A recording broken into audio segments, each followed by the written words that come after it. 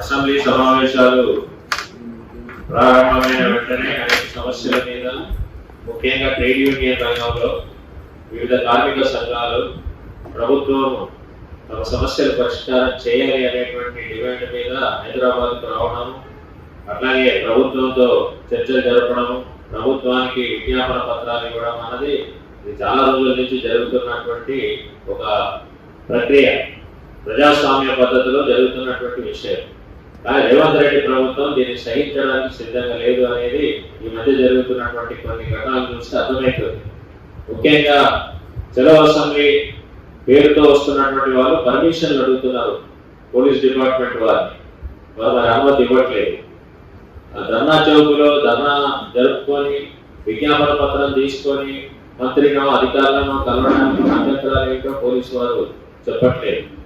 ఇది రాజ్యాంగబద్ధంగా సభ పెట్టుకునే హక్కు, నిరసన చెప్పేటువంటి హక్కు ఉంది. ప్రజాస్వామ్య పద్ధతిలోనే వాళ్ళు అడుగుతా ఉన్నారు, మీకు విజ్ఞాపనలు కూడా పెడుతున్నారు, అయినా పర్మిషన్లు ఇవ్వట్లేదు. పర్మిషన్లు ఇచ్చి కొంతమందిని అరెస్ట్ చేస్తున్నారు, హైదరాబాద్కు రాకుండా చేస్తున్నారు. కొంతమందికి పర్మిషన్ ఇస్తామని చెప్పి చివరి నిమిషం వరకు చెప్తూనే పర్మిషన్ లేదు అనే పేరు మీద అరెస్టులు చేస్తున్నారు. ముఖ్యంగా ఈ మధ్య 16వ తారీఖు నాడు అంగన్వాడీల చలో హైదరాబాద్ కార్యక్రమం జరుగుతున్న సందర్భంగా ముఖ్యంగా మహిళల్ని, నాయకత్వాన్ని, మా సంఘం జిల్లా రాష్ట్ర ప్రధాన కార్యదర్శి జయలక్ష్మి గారిని, అట్లాగే కోశాధికారిని, మంగ గారిని వీళ్ళని అరెస్ట్ చేసి సాధారణ పోలీస్ స్టేషన్లో నిర్బంధించడం అనేది చాలా తీవ్రమైన చర్య. దీన్ని మేము ట్రేడ్ యూనియన్ అందరం కూడా ఖండిస్తున్నాం.